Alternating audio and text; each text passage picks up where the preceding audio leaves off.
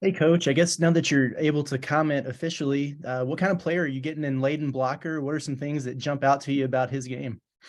What a lot of things jump out about Layden. I think number one is uh, his great speed and quickness. Transition game, the way that we want to play. He possesses all that. He's got great toughness, which the toughness is a big part of our DNA. He's an excellent defender. Can score the ball at the point guard position. But just we love his toughness, love his his love of the game and his want to improve. He's really thirsty to gain knowledge about the game. Not normal conversations with him. Oftentimes, he's trying to get an edge. He's very focused on where he wants his career to go. Comes from a great family, so we're really, really excited about Layden. And maybe the most positive is he keeps getting better. Some guys plateau, and he's a guy that continues to be on the rise, which is really important going into his senior year, and then obviously will be extremely important playing for us, a year from now. And what have you made of South Dakota State so far? It seems like a pretty battle-tested team on the road already, maybe an underrated win at Boise the other night. Well, yeah, and I think there's unique perspective, at least from my chair, because Akron and their staff and Coach Groschi and I, we're John and I talked, we're friends, and then you add in the fact that Coach Rice and Boise State, we have incredible respect for what Boise State, and I know how tough it is to win in that building because we had to try to do it for 4 years, and this is South Dakota State's not a well-coached team. They're an excellent coached basketball team. They have a lot of skilled position players. You're talking about one of the top 2 most efficient offenses last year in the entire country. You're talking about great shooting at the 1, 2, and the 3 spot. 34 Arians can he's a lefty. He's got great toughness. He can make open threes. He's got a pull-up game off the bounce mid-range. Mayo, number 2, a primary scorer, can create his own shot, has great range. He's got deep range.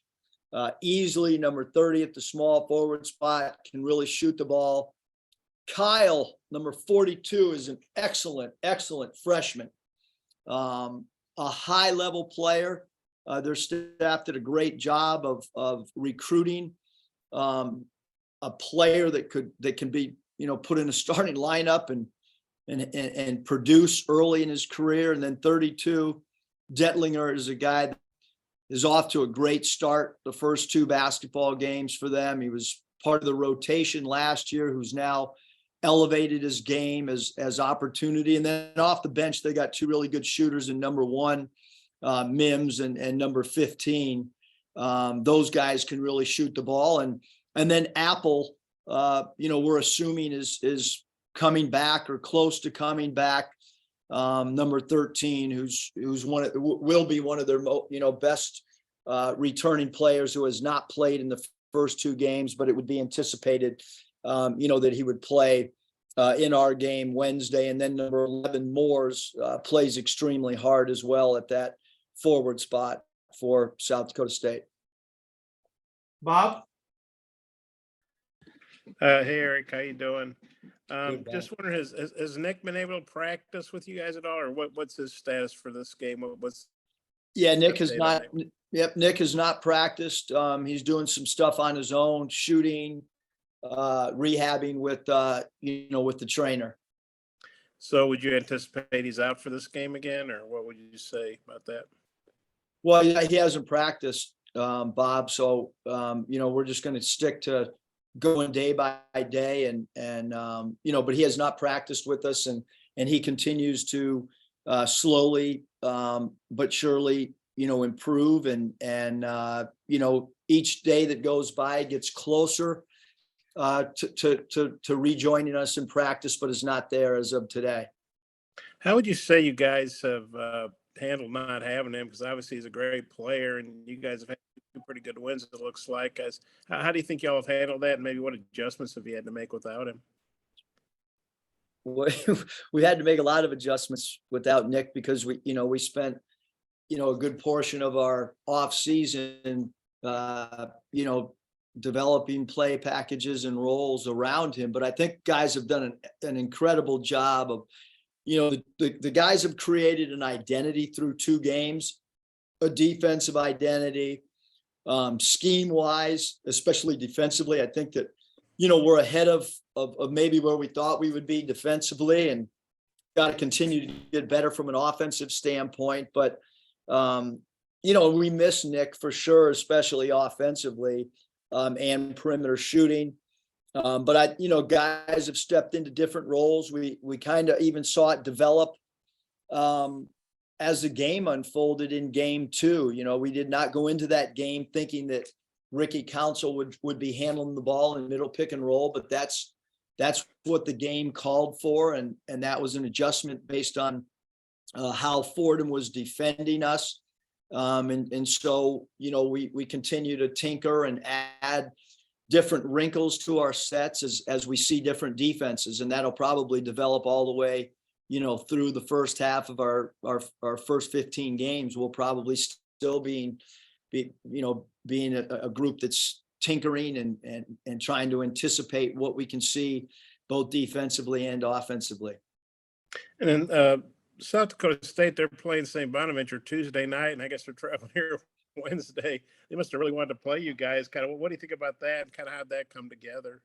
Yeah, no, I think that, South Dakota State, you're talking about a team that won 30 games last year. There's not a lot of people that want to play them.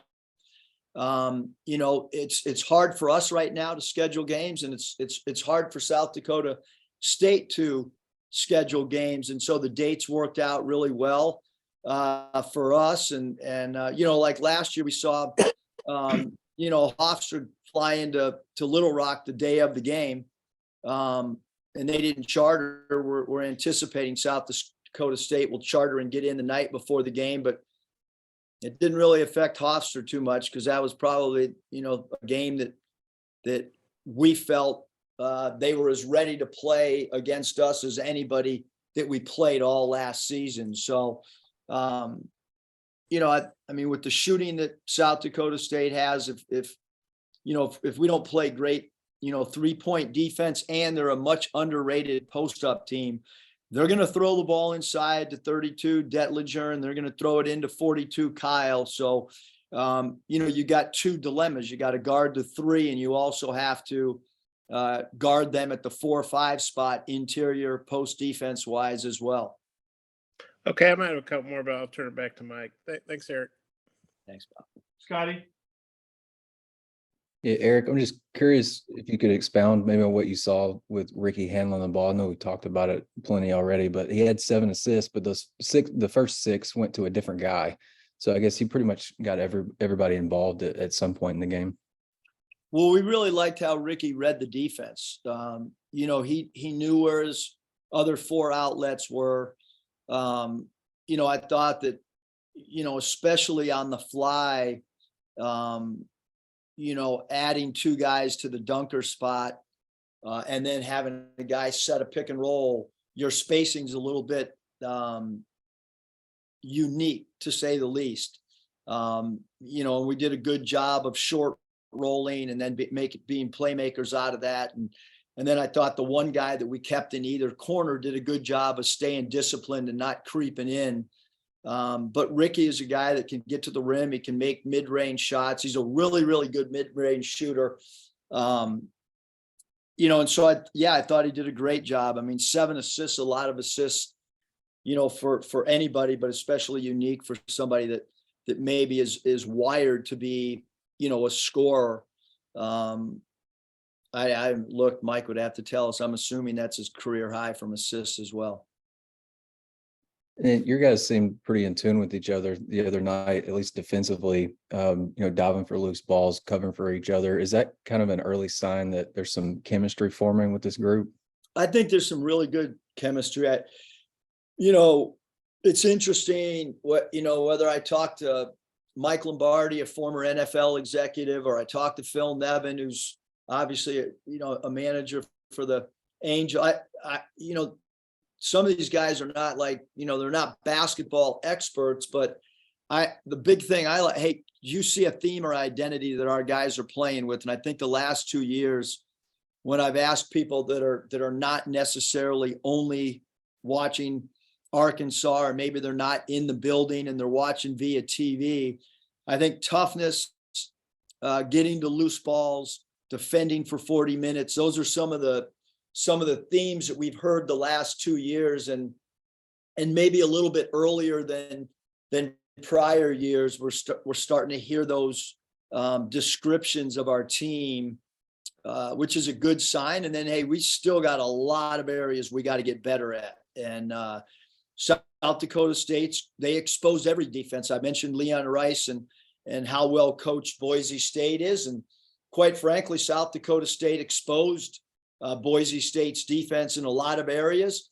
And when you have such a proficient offensive system, that players that really, really fit your offensive style and scheme, like South Dakota State, we just hope that we're not exposed in areas that maybe they exposed Akron as well as Boise at different spots, during their game.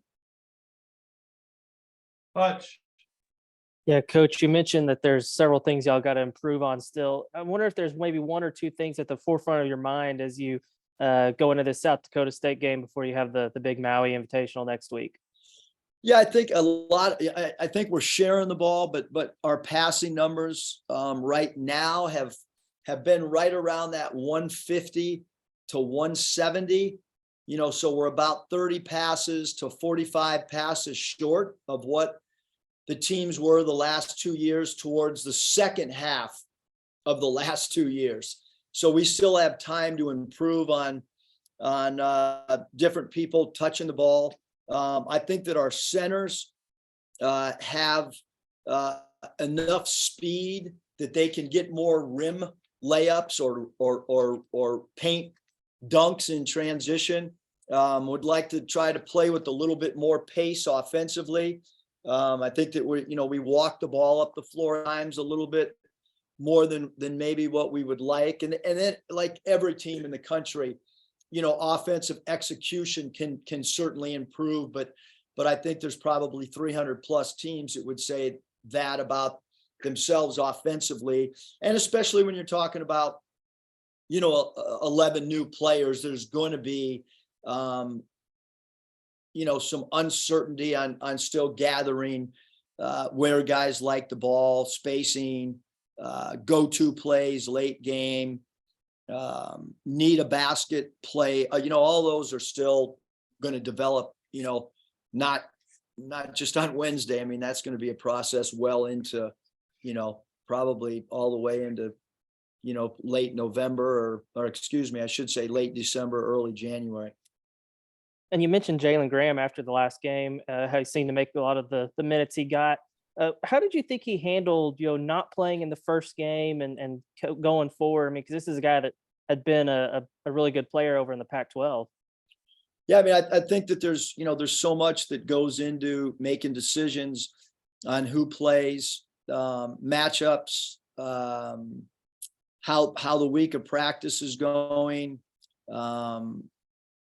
There's a lot of stuff that goes into, decision making behind closed doors. And I thought Jalen had a great week of practice, a better week of practice than maybe what he had shown. Yesterday was a great sign.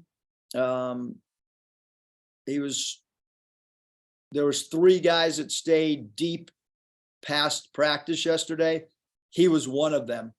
We had maybe not seen that, the last month or so, but last week, great practice. Yesterday, stayed, worked on his game. Because he is a guy that can really, really score the ball. If anybody tries to play him straight up one-on-one in the post, he's going to get a good look at the basket because of his quickness and and his ability to feel the defense and spin away from help. Andrew? Yeah, Coach, Trevin Brazil's been coming off the bench for you, but obviously he's going to play a ton of minutes for you. When you're evaluating those other big men, how important is it for them to mesh well with him offensively and on both ends of the floor, really? Yeah, I mean, I think with TB, it's interesting. In practice, he plays a lot of small forward for us. In the games, he's prominent, basically played probably about 97% of the time at the power forward spot. We'd eventually like to get him, a few minutes at the small forward spot as we go against some teams that have a little bit more size. But he plays starter minutes. I think every player would like to start. But what I do know that every player over wanting to start is how do I play 30 plus minutes? And, he's playing starter minutes and some, just like JD Note did, the year before. I mean, historically, I've loved to be able to look down at our bench and know that I have a starter sitting there who's going to eventually play 30 plus minutes. I think that, if things don't go well to start a game, I love the fact that you can look down at your bench and put a guy in that can change the complexion of the game. And he's not the only guy. There's probably a few other guys that give an opportunity, and that'll happen during the course of the year, that they'll be able to come in and help as well. And also just with a young team, you're coming off of a performance where you played so well defensively and had so much effort. How hard is it to kind of get your guys to not take their foot off the gas and keep that same effort going forward? Yeah, I think that's a great question, and that only time will tell, because we've only played 2 games. We played a midweek game, or I should say an early week game, and then we had a great crowd, on a Friday night. We have another, a midweek game on Wednesday. It's the last time that our fans will be able to see us before we go to Maui.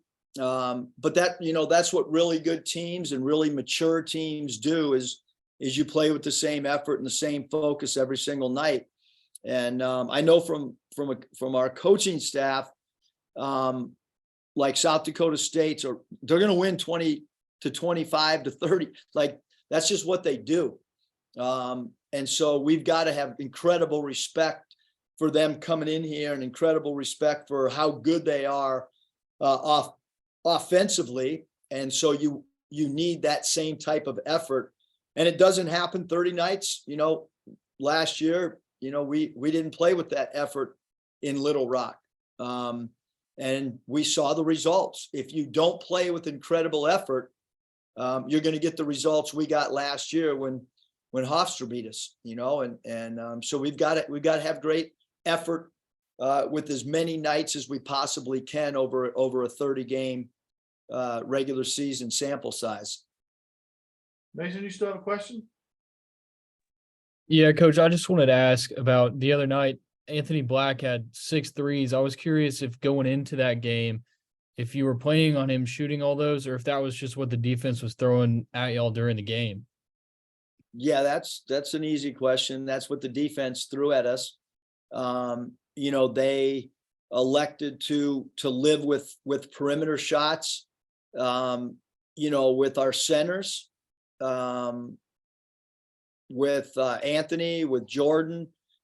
So I think there was, to some degree with Devo. So there was, 4 or 5, sometimes 4 players on the court that Fordham elected to give space to shoot. And so with all of our guys, when open, please take the shot. And so you always want players to play with great confidence offensively. And maybe most importantly, you got to read what the defense does to you. And then you've got to take advantage of what they are showing you. Bob, final question? Eric, I know you guys know you're ranked 9th in the AP poll because I saw you tweet a big graphic of it.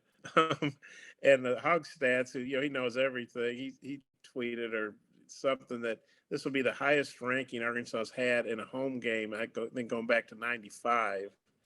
I just wondered what your thoughts are on that. Hopefully our crowd will represent, that enthusiasm that the poll had. I mean, for us, in all honesty, like our whole thing is how do we get better? The rankings are, they're not that important in all reality. Danielle was awesome this morning because she's like, I can't wait to see the polls and see how wrong they are. Because she watches games with me every night. She'll watch for 5 minutes and say, how is that team ranked? Or how is this team not ranked? Or so I don't know how you judge or evaluate 350 plus college programs in 2 games. To me, it's really hard. And again, I get that it's part of the landscape, but we got to get better in a lot of areas. And speaking of polio, Tennessee got upset. Villanova did. Arizona State got. I think Johnny Jones guys got Arizona State. There's Johnny Jones did. I watched that whole game. ESPN Plus. I don't know why people schedule it because but there's. Hey, we're not scheduling Johnny Jones. I can tell you that. There's more than a handful of Power 5 teams, or a team like Villanova, which I consider Big East like a Power 6, I guess, whatever. A lot of highly regarded, named teams that be getting knocked off. What do you think about that? And is that something you talk to your guys about? Like, hey, we don't want to be the next team that happens to. Yeah, we were one of those teams last year. Look, the way that college athletics is in basketball, baseball, football, anybody can beat anybody. We see it on a daily basis, and the transfer stuff has changed things dramatically. I look at South Dakota State's team and look at the pieces that they have back, whether it's number 13 Apple, whether it's 32 Detlinger, whether it's 34 Arians, whether it's 2 Mayo. Like, these guys played on a 30-win team. They know how to win. They know how to win on the road. We got 6 freshmen and 11 new players. So we have to play at a high level or you don't win games like this. It just doesn't happen. And we scheduled South Dakota State because we believe that they can win their conference. Okay, is there anything else you want? I'm a poll voter. I work really hard every Sunday night to put it together. Bob, you do a great job. I mean, if Danielle has any advice, tell her shoot me a text. Bob, that was not. Trust me, that was nothing against your votes, man. I need all the help I can get, man. It's a chore. Thanks, Okay, Doug. thanks. Appreciate your time. Thanks.